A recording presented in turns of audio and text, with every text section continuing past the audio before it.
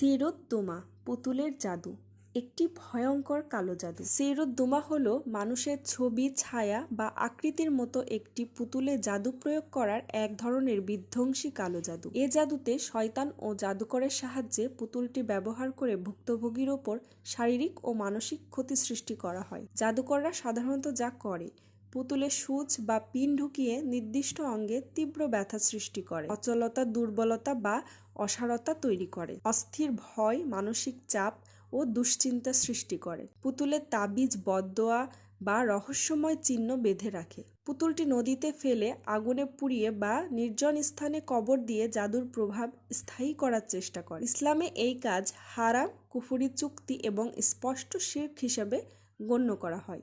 এ ধরনের জাদু শেখানো, ব্যবহার করা বা সহযোগিতা করা সবই মারাত্মক গুনাহ। মুক্তির উপায়: রুকায়া করা, সূরা ফালাক, নাস, আয়াতুল কুরসি পড়া। জাদু বস্তু পাওয়া গেলে তা নষ্ট করে ফেলা।